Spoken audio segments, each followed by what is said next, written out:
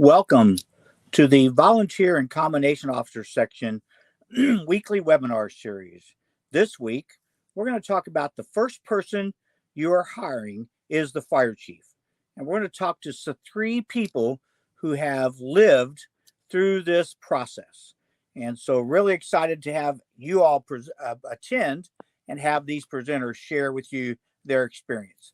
As usual, this is using voice over IP technology, through your computers, speakers, or headsets. If the screen should freeze up, log off, log back in. That usually takes care of any problem like that. But if you have a problem, you can email webinars@ifc.org and they will try to help you out. So we don't really have any handouts. We will be monitoring the chat session. If you have things you want to talk about, if you have questions and answers, you can do that in the chat session or in the question and answer section as well. If you have a question that is really pertinent to what the presenters are talking about, I'll probably stop and have them explain a little bit more about the question that you might have. So here are some of the things the Volunteer and Combination Officer is involved with. We're pretty busy compared to other sections within the IFC. We are the largest section within the IFC. Fire Rescue International has already happened. Symposium in the Sun, yes, it is in the direct path of the current hurricane heading towards Florida, towards Tampa. We have no idea what it's going to do. If we could predict the weather, we wouldn't be sitting here. So we're going to wait until probably Friday and see what the damage is, or maybe Monday if the damage is really, really bad, and determine whether we're going to continue with the conference, whether the hotel is going to be ready for us, as not just this hotel, but then it's that hotel as well as restaurants and that sort of thing. So Symposium in the Sun is still on schedule. And as I told some people yesterday, take a deep breath and say a prayer. Number one, say a prayer for the people in Florida that they don't have to experience this new tornado or new hurricane, which apparently is one of the worst ones that we've seen in recent history. So I'm not going to read the rest of the stuff to you. You all can see that. And if you got any questions on that, if you email jmbuckman3rd@gmail.com, then I will be glad to help you answer that. So we've already talked about some of these things. Next, in 2025, we have the Wildland Urban Interface coming up in March. Fire Rescue Med is in May, and the Community Risk Reduction Leadership Conference is in May also. If you've never attended the December Technology Summit, I would encourage you to see about doing that. We know what the future of technology, the future of the fire service is going to involve technology. Chief Robinson, who's one of our panelists today, is looking at 3 brand new ambulances or looking at delivery of 3 ambulances. I'm sure there's some technology on those units that they haven't had on units before. So Vector Solutions is one of the friends and partners with the VCOS. If you do not currently use Vector Solutions, we encourage you to consider it and understand that there are discounts available to VCOS members. So we certainly appreciate you all making that consideration for Vector Solutions as a product, as one of the products you might use in your fire department. So we have 3 presenters that have experience being the first person they hired in an all-volunteer staff department, from a small department to a large multi-station department. So with that, I want to call on Chief Spencer Cheatham from the town of West Point, Virginia, to introduce himself and give you a little background. Spencer? Hello and welcome. I hope you all are well. As Chief said, I'm from the town of West Point in Virginia. We're right between Richmond and Williamsburg, just a small town, about 4,000. And then we also protect a rural area around us. We're very small, only 6 square miles, with about 2 of that marsh. So, but we do have a lot of heavy industry here. We've got a pulp mill. In our department, I got hired 2.5 years ago, and have been enjoying it. I've been with the department 29 years, so I was fortunate to become volunteer to the first fire chief, and have enjoyed that, although there's been plenty of challenges. So I've I'd ask Chief Buckman to let me know if there's anything else I need to tell y'all. Well, I think Spencer's also been involved with the International Association of Fire Chiefs Workforce Solutions, traveled the country, interacting with volunteer firefighters and volunteer leadership to with delivering some of the products that the International Association of Fire Chiefs has developed. So that's one thing you forgot to mention there, Spencer. Absolutely. But thank you. Our next presenter, I've known him for a long time. I still have the pocket knife he gave me like 20 some odd years ago. And it's Chief Norvin Collins. When he was with Tualatin Valley, Oregon, he was researching volunteer fire departments in the country. And my department was one of the departments, I don't know why, but he picked and came to visit me. So Chief Collins, I want to introduce yourself. Thank you, Chief Buckman. And yeah, it's been a day and a half for the two of us knowing each other. You recollect the pocket knife. I recollect when we went up and did a Beyond Hoses and Helmets for the first time up in Fairbanks, and there's a picture of the two of us sitting on Santa's lap at the North Pole, coming to that time of year. So we've been doing this together for quite a while. Welcome, everyone. I'm Norvin Collins, as Chief said. I've been in the industry for a little over 36 years, been a certified paramedic or a licensed paramedic, since that's what Oregon has, for that entire time. I've been fortunate to be a chief officer, whether it was a division chief when I retired out of Tualatin Valley. I was the first chief of a small island department, Sauvie Island, just outside of the Portland, Oregon area. We like to joke that it's the same size as Manhattan, just the opposite end of the population spectrum. I was the first chief there, and I spent the last 5 years as the chief of San Juan Island, up as far north and west in our country and still be in the States. I could actually see the lights of downtown Victoria, and I could get to Canada faster than I could get back to the States. I've been an active participant in the VCOS for a number of years, serving on the board, being part of education, and otherwise, and it's an honor to be here and visit with you all. And I do the same thing that Spencer did. Did I miss anything, John? No. Well, except, can you see Moscow from your house? I'm not that close. Good. Well, our final panelist for today is Chief Mike Robinson. I've known Mike for a few years, met him at the National Fire Academy. He'll tell you where he was a former training chief, and he's taught a whole lot at the National Fire Academy, and now he is a career chief in what used to be an all-volunteer multi-station department. So, Chief Robinson, please introduce yourself.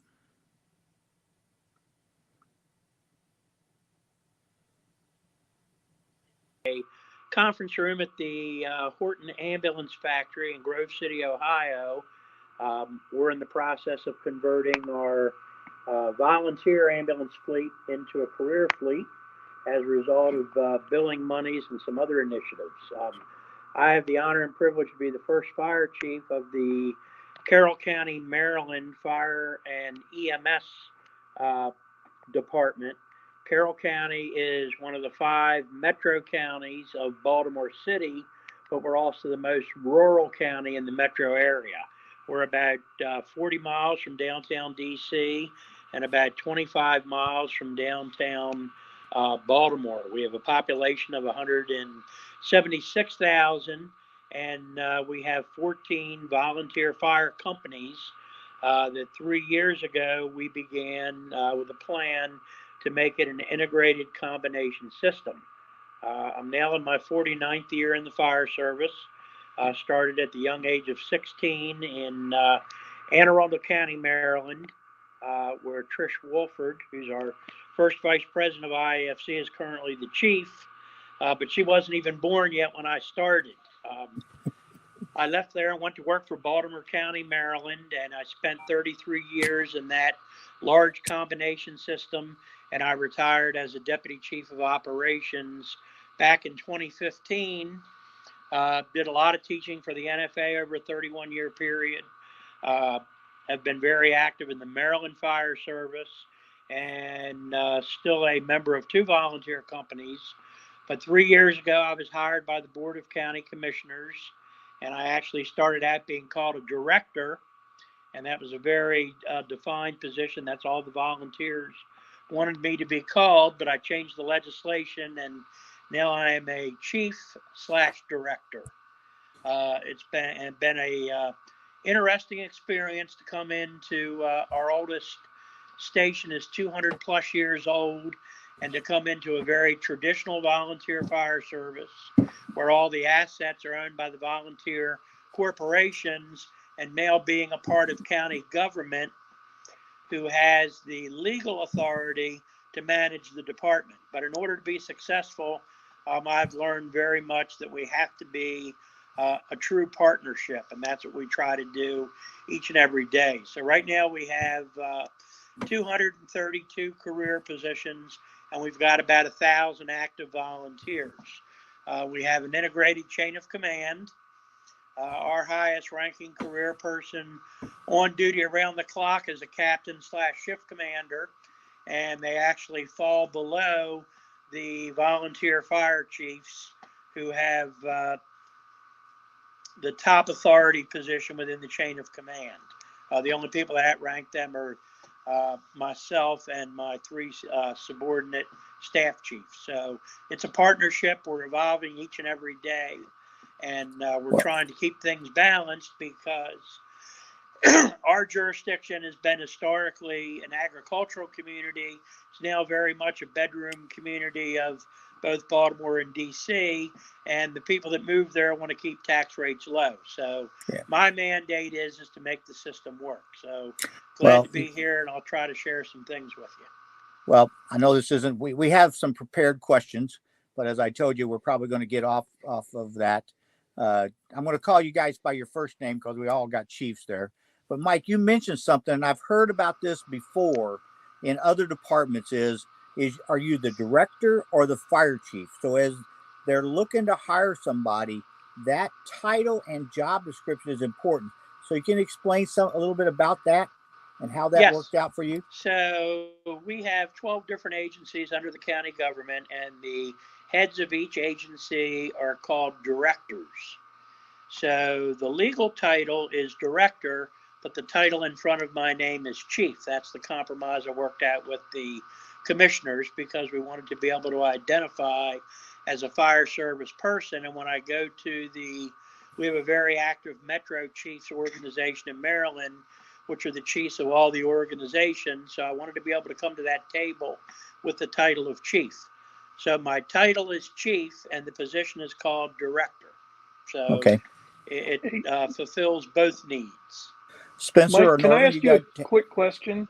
Sure. Because I'm curious on that one. Because out west, statute, at least for Oregon, Washington, I believe it's the same in California, statute actually states that it's a delegation of authority from the board of directors or the board of commissioners directly down to the fire chief, which then has the legal right to enact fire code, respond on fires, and do what we do.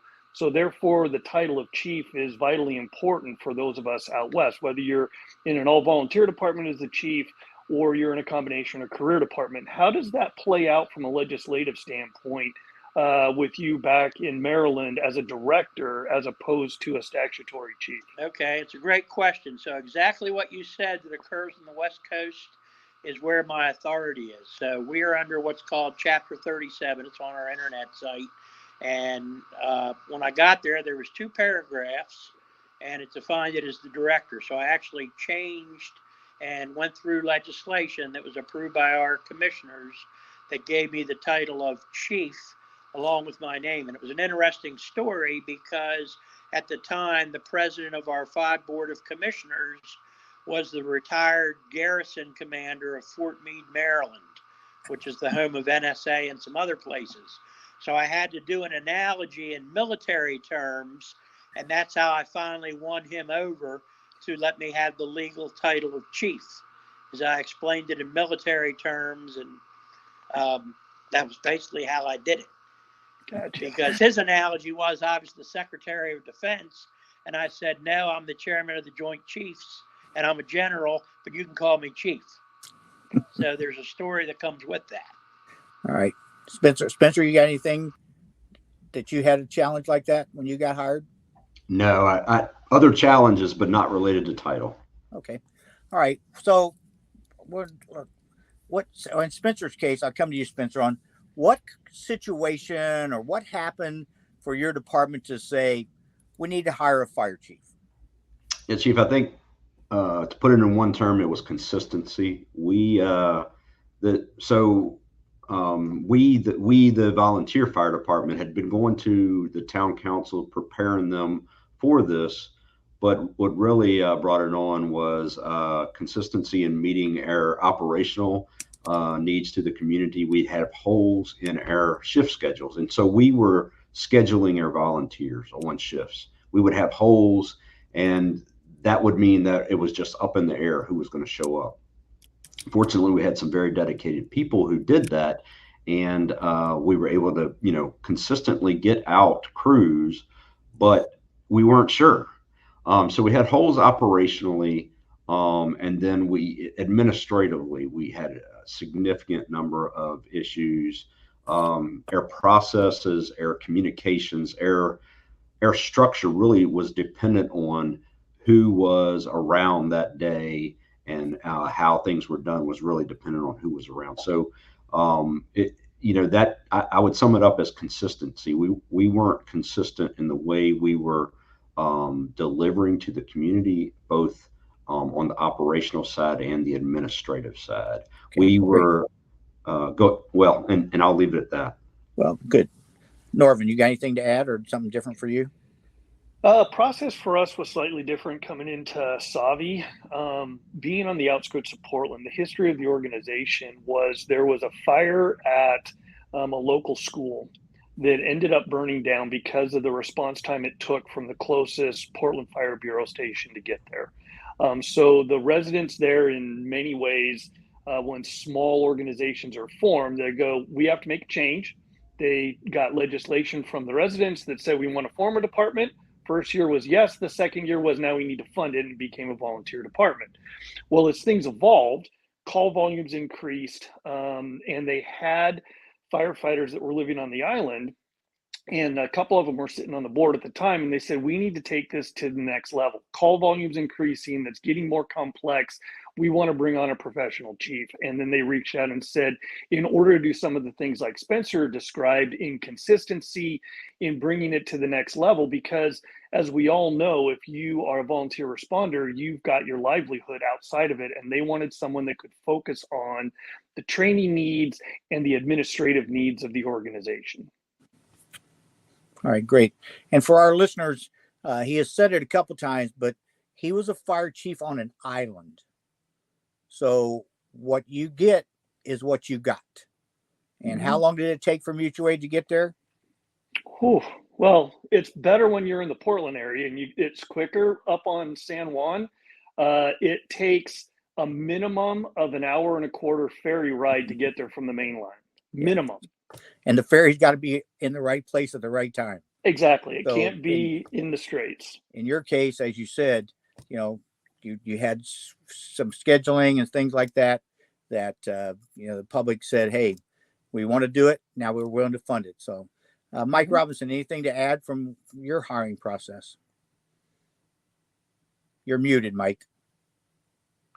In our case, it was actually created by legislation. So the 14 volunteer companies and their umbrella organization, Carroll County Volunteer Emergency Services Association, they put forth a task force that consisted of citizens, volunteer leadership, members from our county commission and the state legislature, and they determined there was a need to go to a combination system, primarily because of EMS staffing needs.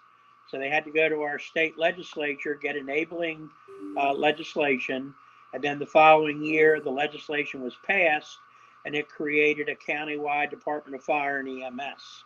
And with that, they created the position that I now hold.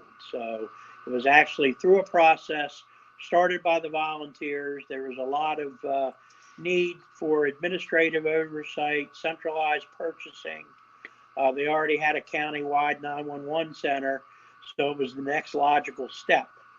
And again, with response issues, particularly daylight hours, and we operate 16 ALS transport units. The problem was that the individual corporations were hiring their own people, and most of those people were part-timers from the larger career systems, and it just was not working out in terms of staffing. So they actually created what exists today. Well, you also brought up, I would say it's a fairly creative idea in that all the volunteer fire companies banded together to get what they believed is an improved system. And so that Yes, would be and something else to talk about. yep, and I'll add that at the time, each one of them had their own SOPs, SOGs, their own running assignments. There was 14 totally separate independent departments, and in my last 3 years, our goals have been to make it one operating system with commonalities. Okay. All right. Well, Norvin, and I know you guys don't look at the questions doing them we're not doing them in order. So, but Norvin, when they hired you, when you walked in the office, they gave you a key and said, "Here's your office." What did you see, or how did you learn what your greatest challenge was going to be? Rewind yourself to any promotion that you took. You thought you knew what you were kind of walking into, at least cursorily, until you got there and you're like, oh man, this is nothing like I anticipated. And from my standpoint, coming from Tualatin Valley, which is a large combination department, protected portions of 3 counties, we had 30 stations, 450 line firefighters. I ran 100 volunteers. The biggest piece, you walk in as the chief into your new role, and it's quiet. That's it. Here's your keys or your code to the door. Here's your computer, and you've got a board meeting coming up, and you've got to put together financials. Well, I can't go down the hall and ask our CFO, hey, what do we got going, or turn it over to her. And as you know, Tualatin Valley had a very robust finance system. Well, that lands on you. If you're the first chief, remember, it doesn't matter if you're the chief of FDNY, LA, Chicago, or the smallest department in the nation, your obligations are exactly the same. Whether it's standards or whether it's reporting from a financial standpoint, you just don't have the staff to do it. I think that was the biggest piece of, I picked up the phone a lot and called my peers and called the people I worked with at Tualatin Valley and you and others that I had met along the way and said, I need some help. How do I do this? What can you help me work through? Because, wow, it's just me right now. And I had a lot of volunteers that were willing to help out, and they meant really well, but they weren't within the fire industry. So it took a different nuance. Yeah, it's very interesting because Thomas Von Essen was the commissioner of FDNY on September 11th. And obviously I got to know him well because we went to New York a lot. And he asked me one time, he goes, what's the difference between German Township and FDNY? And I go, I have no idea. He said, scale. The job is exactly the same. The tasks are the same. It's just scale. He said, I have 12,000 people and you have 40. So Mike, what did you see as your greatest challenge when you first got unlocked the door?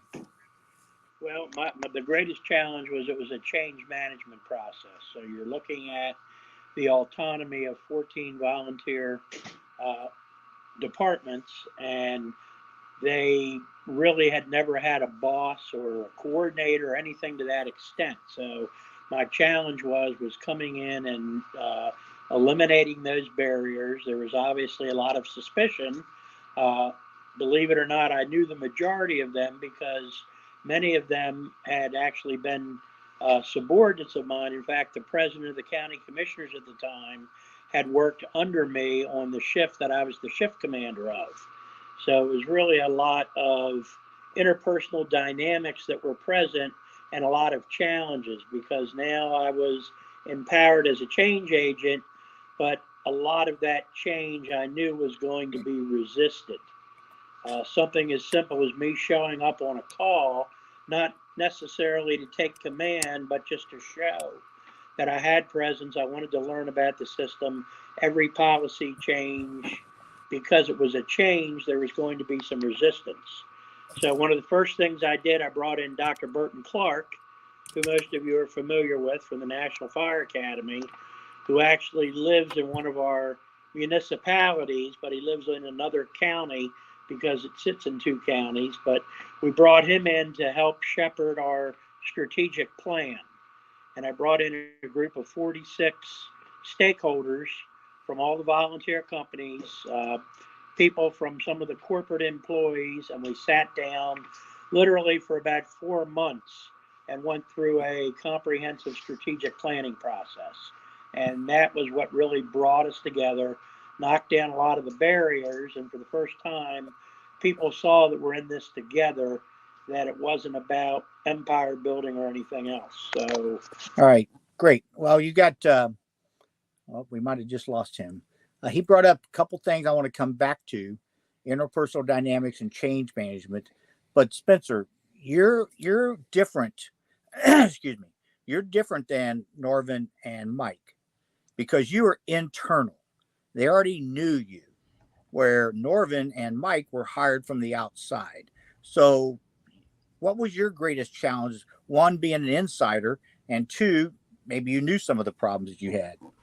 Yeah, I did not have to face. Fortunately, I did not have to face the same sort of change management. And I will say we were going. You know, we were fresh out of COVID. We were coming out of COVID when I got hired. We were hit hard on the volunteer side by COVID, and we were ready for change. And we had been asking for this from our town council. So I didn't have to deal with that same challenge. I'll be honest, I'd put staffing is consistently our greatest challenge, but in the sense, my perception of my job changed tremendously, and that was a challenge for me. I had been a battalion chief of another combination department on the career side, 5 stations, and had done some of that previously. And so I was a little out of practice for command, and had been a firefighter and a captain on the volunteer side. And so I thought, you know, the first thing I need to do is practice working at the back of a Tahoe. And I was quickly rudely awakened. Because things had changed so much over COVID, we were really 2 people for 15 minutes. Air closest mutual aid. It's not an hour and a half by ferry, thank goodness. But we're 2 people, and with myself now 3 people with for 15 minutes. And so there is no sitting at the back of the Tahoe. And so I really had to up my game. The other side of it is air employees are we are a combination department, and our employees are we decided to make sure they were all part-time working full-time for other departments. And so they are really, really good at what they do. They all work for very busy full-time departments and humble me very often. So my challenge was initially to think that I had to be at their level, and I could not, because I won't ever have the experience of a Hampton firefighter or Richmond firefighter. And my challenge was to get them to accept me as I'll be your C player. You can count on me to be able to do fundamentals. I won't be able to, you know, flip around and do Australian rappelling off of the local paper mill here, but you can count on me to do certain things. So I needed them to understand what I was going to be doing, and change my perception of what my job was. I'll put it another way. You said that you explained that what your job. What was the top thing you told them? This is what I believe my job is. Well, initially, I thought my job was to, like I say, sit at the back of a Tahoe and be in command, and really, it wasn't. It was to do task level firefighting or EMS or rescue or whatever it was, until we had the staff to support myself falling back to command. And sometimes that still doesn't happen, you know, just because of the way incidents play out. We don't run a lot of fires or anything like that where we require that. But, you know, I guess the biggest challenge is still staffing in that regard. Tomorrow, we've got 2 guys out on FEMA. So these guys, like I say, we've got some really good part-time people. 2 of them are FEMA rescue specialists there. One's in Florida and one's in North Carolina right now, which wiped out our schedule for October. We're happy to share them, but tomorrow I have a 3-hour gap where I'm the only person. So I'm scrambling right now to try to find some staffing. It was originally, I didn't have anybody but myself. So I'll be on shift with one other person tomorrow. And that's just, you know, that's the different sort of challenge that I'm sure Chief Robinson and I don't know if Chief Collins ever had to face that, but I'm sure Chief Robinson, a larger department and a larger system is a little bit different. So. Well, I was going to say Mike probably did not have this similar kind of issue. What you're having is that you have to wear two hats. You're going to wear your firefighter. Both Norvin and you wore your firefighter hat when the tone went off. Yeah. Until you got enough firefighters there to be able for you to take your firefighter hat off and put your chief's hat on. Correct. And that's a balancing issue. And then I when you said that, I thought of this one fire department who called me up, because this is what their fire chief said one day on a motor vehicle accident with extrication. This young firefighter who's been trained said, he said, the chief said, get the battery. And the kid said, let me have the jaws. And the chief said, get the battery. And the kid said, I've never used the jaws on a real run. And the chief said, get the battery. God damn it. Guess what? He got the battery. And so that chief forgot all about who he was. He is about developing the people who work for you to do the job when you're not there. So, I mean, I don't know if any of you have any comments about those kind of things. That was one of the things I was going to mention when I was listening to Spencer talk about that. And it's a very different dynamic. And I was going to say, you guys, especially Mike's department, much larger, many more resources, even though you've got distance and otherwise, and you've got the volunteer dynamic. I'll draw back to Savi as the prime example. When I was brought on, you had some people that were like the chief that I replaced. He was the dairy manager for the local dairy, and he had been with the department for a long time. Well, when I came in, you were expected to be the administrator, which is what the board wanted. But when, like you said, John, when the call dropped, you became a firefighter. There's one time, and when you're in the station, this is very different, right? So when it goes from a volunteer staffed and you don't have an onboard chief or a career person, when the tones drop, you've got whatever your timeline is. So your reflex time being 7 minutes, 10 minutes, whatever the case may be. Well, I'm sitting in the office. Tones drop for a car fire next to a field in the middle of the summer. I'm sitting in there. So I throw my gear on, I get out to the rig, and I'm like, okay, I need another responder. This would be really nice if I had another responder. I've got citizens swinging by the station because it's on a main road. And I'm like, okay, I'm going to go. So that was a completely different dynamic. I'm used to Tualatin Valley, where we have a smells and bells kind of thing, and we can send like 3 engines, a truck, a battalion chief or 2. I get on the island, call drops, I'm taking the engine by myself. I arrive, do the size up, put the pump in gear, pull the hose line, start to do an attack on it, make sure no one's in it. Then I have another volunteer that rolls in and goes, Chief, I'll take the hose line. And I'm waiting for other people to come in. And that's a very different mindset when you're the first chief of a department and you're growing it and you're there. Totally different dynamic. Yeah, good. Well, Mike, I want to go back to when you talked a few minutes ago. You used the word interpersonal dynamics, and probably one of my more favorite classes at the National Fire Academy was that class. And so talk about the value of interpersonal dynamics as from a leadership perspective that you had to use and encounter.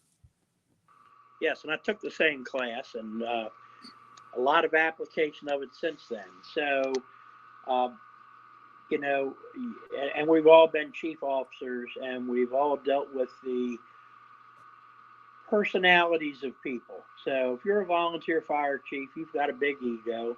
You become the first paid fire chief, your ego you think is even better.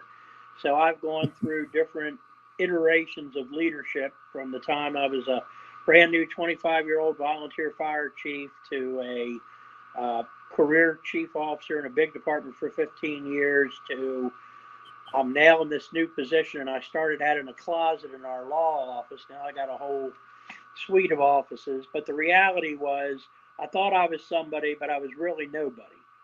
and I hadn't validated myself among the people. So I very quickly transitioned into what I'll call, and what everybody else uses the buzzword, of a servant leader. And so my role, and I did go to a lot of calls initially, not so many now, but my role was, what do you need done? Do you need me to be an incident commander? Do you need me to help you pull the hose? I'm still a very active paramedic. EMS is 80% of what we do. Do you need me to jump in the back of the ambulance and do a 12-lead EKG? So I saw myself, much like you all, in a multitude of roles, but at the same time, my obligation as an appointed official was to be that overall leader of the system. And sometimes your greatest challenge is, particularly as you're evolving, is to determine what is your role specific to the situation. And so it's very difficult to define what your role is every day. Now, as I'm over 200 full-time people, there's 3 other chiefs besides myself, a shift commander. It's very easy. Now I find myself going to a lot of meetings, which also is not a healthy thing, because you disconnect yourself from your people. So I came into my office this past Saturday, and I went to a local store to buy a couple cases of bottled water for my office. One of my off-duty career people was there, and he came over to help me load my car up with the water, because I had just been out. I got a total hip replacement, and I didn't know who the guy was. And he introduced himself as one of my shift guys, and I didn't know the guy's name, didn't know who he was. And I said, wait a minute, this is a special moment for me, because I've totally become not only disconnected from the volunteers, but here's a guy who I hired, who I processed, and I don't even know his name. And so I followed up with an email. Turns out he was on FMLA leave because he just had his first child. So I sent him a very personal email, and I'm backpedaling. So the greatest challenge is being that servant leader, not getting disconnected with where your focus should be, and trying to balance all things among all people. Great. Thank you. Norvin, anything else thing. anything on interpersonal dynamics from you, Norvin? I was going to say, I would tie in, and you're right, Mike, that the buzzword is servant leadership. I would challenge people to look up a couple more. One you've probably heard of, and one it's evolving.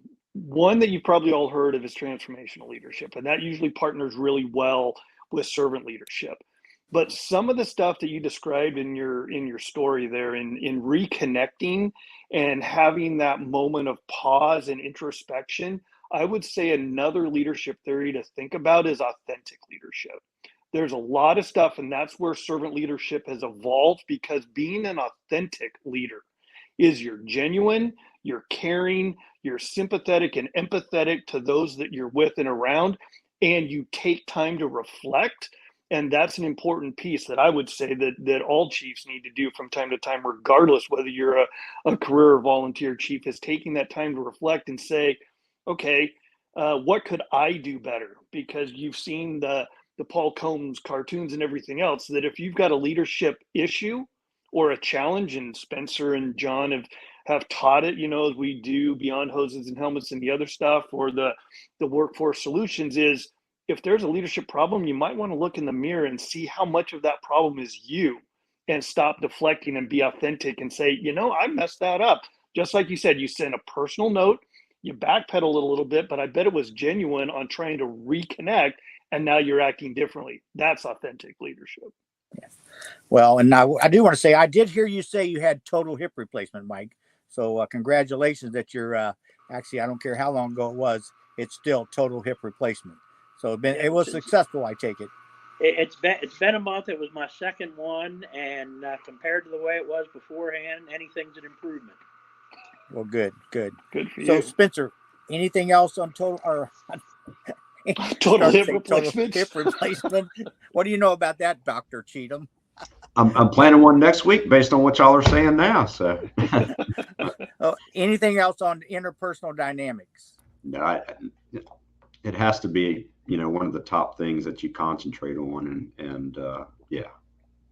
Yeah, I mean, again, the big thing is sort of sum it up is you got to get along with people. Yeah.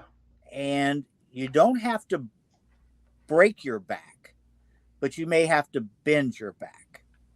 But there comes a time when you're going to say, enough is enough. I'm not bending anymore. This is as far as I'm going to go. And every leader has to hold their integrity, their honesty, and their name. Yeah, and I will say from a different standpoint on that, the interpersonal relations. I was fortunate. I owned a convenience store for 10 years and had to and did some customer service before that. The interpersonal skills that I learned in that and in other customer service jobs as I was growing up, it's paid a lot on the political side of this job as well. The interpersonal skills there, which we've had some good strides. We went from not having any political presence at all to having a chief now at every council meeting, at every council committee meeting, and we have a county and a town that supports us to representing the fire department to the county as well. So that's paid off a lot. There's the interpersonal relationship skills there. Great. So I want to switch, Norvin, and I want to talk just a little bit about change management, because that new fire chief, whether it's Mike, big department, to Spencer, or you, a smaller departments, it is about change management. So what technique, what have you found is effective in change management? I think Mike hit a big part of it, and that's connecting with your stakeholders. What I've seen, though, is a lot of people, you come in, you're new, you're energetic. If you're like Spencer, that's catch-22, because you've been around the organization a long time. You've probably seen what the challenges are, and you're like, okay, I'm going to fix this. And you've got a lot of energy, right? If you're newer, you've got that honeymoon period, so to speak, right? Where you're learning, you're getting to know people, you're getting to understand the nuances. And then, especially when you're new, you don't know the inner dynamics of the players yet. So you've got to be reserved with you go in, or you're going to get one of the potentially minority voices that comes in and they sound like good ideas because you've seen them work. And if you start going down a path, it may not be the best one. So I would say if you look at some of the change management strategies that Harvard Business has done, and you put together your stakeholders, you come up with a plan, and then you figure out how to communicate those strategic changes based on your values, vision, and mission of the organization and the stakeholder groups, and you nuance the changes to those groups. So if they need to have more time, you need to do more training, you pace it out, knowing that especially if you're in a smaller organization that's predominantly volunteer driven, it's going to take you longer, because if you drill once a week, that means you have 4 contacts a month with your individuals. It just draws out the time. One of the things I have seen, and you can read any of the stuff about as well as experiencing it, is along the way, people lose focus on your future state of the organization and change. You have to build in celebrations when you've hit small step milestones. So I would say you've got to go slow, you've got to engage your stakeholders, and you've got to celebrate the successes along the way. All right, great. Spencer, anything to add? Chief, just we did a transition class, and Pat Lynch had some interesting comments on that. She said 25% of the people are going to be against you no matter what. 25% are going to be for you. It's that 50 that you've got to pull along. And she said you've got to learn how to ignore that 25 that's going to be against 25% that's going to be against you no matter what. My personality, I'm very agreeable, and so it's hard for me to accept that hey, 25% of the people we might lose on something like that. But I think as a leader, in having vision on where the department needs to go, you have to learn to accept that. All right, great. Mike, anything else on change management? Yeah, I think Norvin used the term engagement. You've got to allow your people to be engaged, and you may have an idea, but if they're not engaged with that idea, and if they don't take ownership and possessing it just as much as you do, then you're not going to be successful with that change. And while there's always going to be resistance to change, your goal should be challenging the people to follow that change, to see how it goes, with the understanding that if that change isn't successful, we may go back, or we just abandon that and go in a whole nother direction.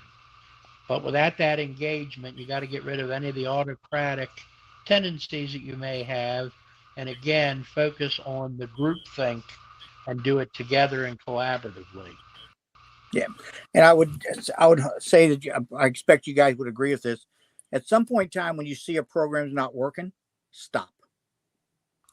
Quit doing it. Just because you started a program doesn't mean you have to do it forever. So it's like, oh, this is not working. Stop, change it maybe, or just throw it totally in the trash can. Because if you just keep doing it over and over again, they're failing. And as Norvin said, celebrate successes. Our members, your members, don't want to fail. They want successful programs. So I think that's important to recognize that, there are things that we try and it doesn't work. So accept it. So, all right. So we're going to go to our final question for the group is, and I'll go to, I don't know, I guess I'll go to Mike first. As the new fire chief, what advice would you have for another person who's considering taking this job as a new fire chief? Well, the biggest thing is keep an open mind. Secondly, forget about where you came from.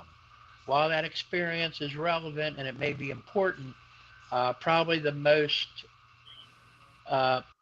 disturbing thing to those that you now have to lead is going to be focusing on your past.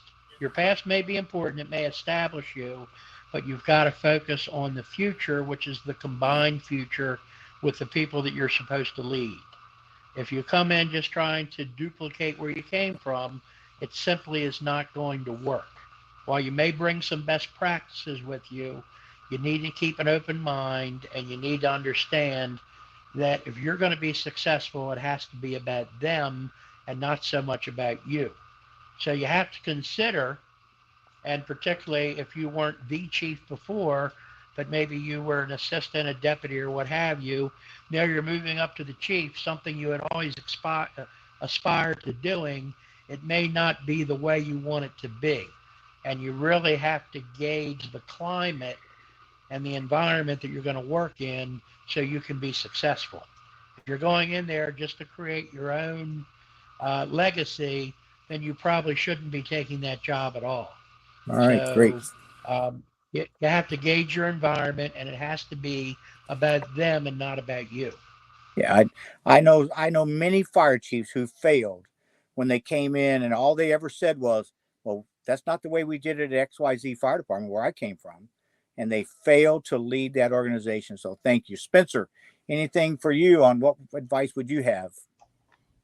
Chief, I wholeheartedly agree. I had written down some thoughts. We don't jump into things on the fire ground. We size things up. We get to understand stuff. And even coming from this department, being a volunteer, been here 29 years, and really understanding, there were some things I didn't understand because my perspective changed. And so I had to reevaluate, what was really going on. I had to reevaluate my size up, if you will.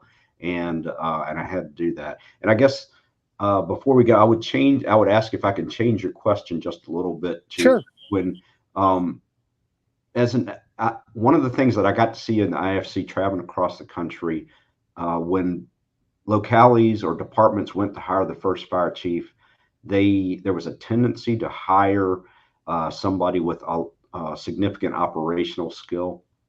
And I'll share it with you a story of a cousin of mine who was a Charlotte firefighter. He retired as a captain, and then he was hired in North Carolina to become the first fire chief of this small 3-station volunteer county system. he had no preparation for that. Great firefighter, great operational leader, not a lot of budget experience, no political experience, and he wasn't a volunteer beforehand. And so while he looked great on paper to those who hired him, which was the Board of Supervisors of the county, I think a lot of localities make that's a wrong decision.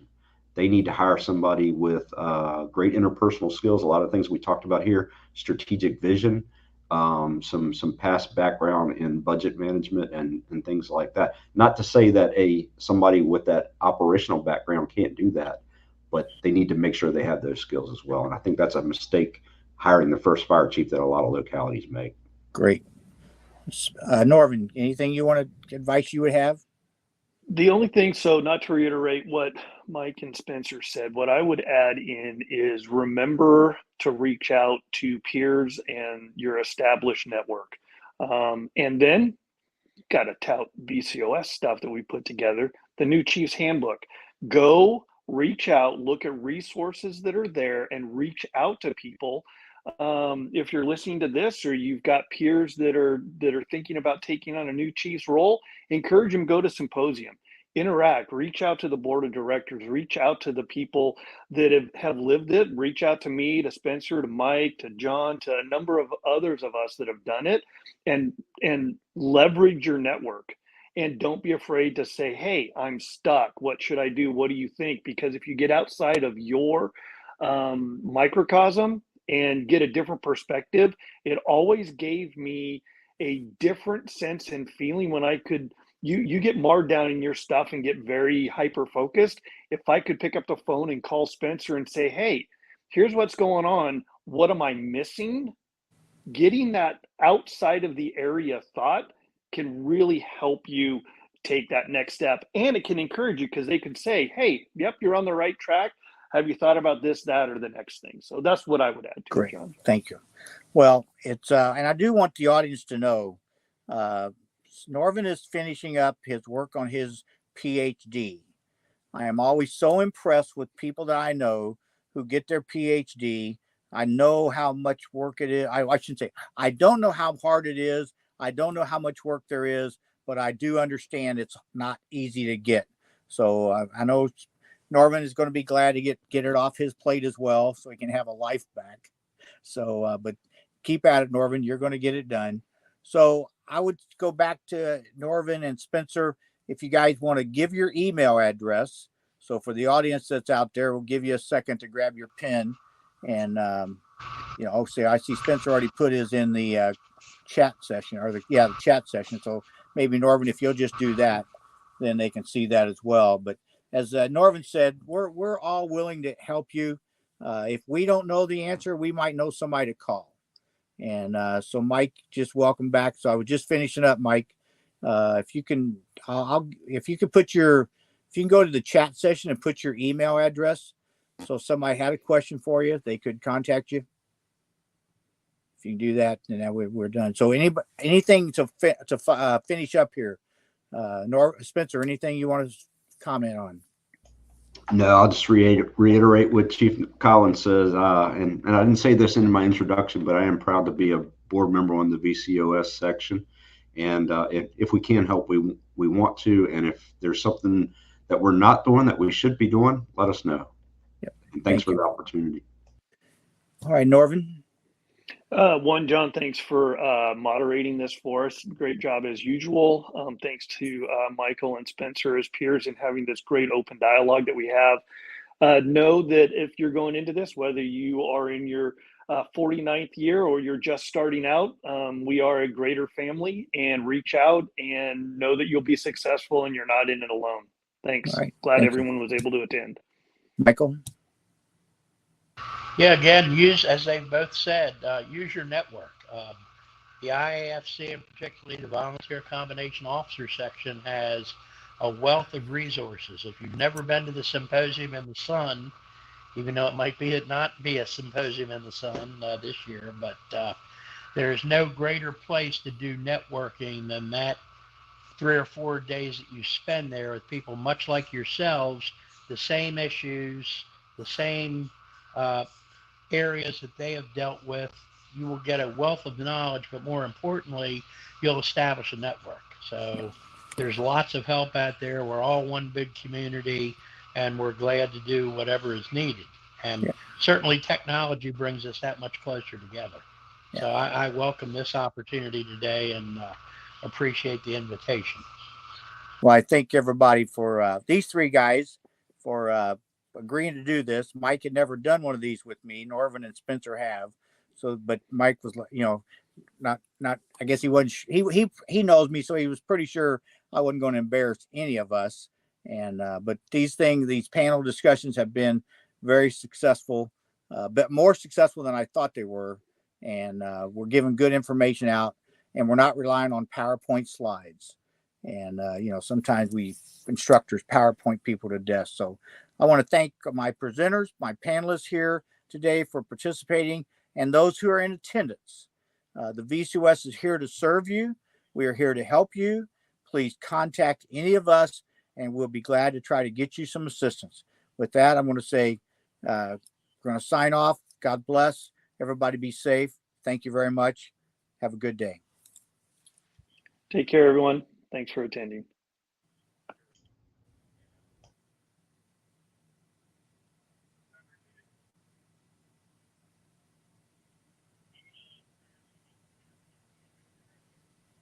All right. That's it. Take care.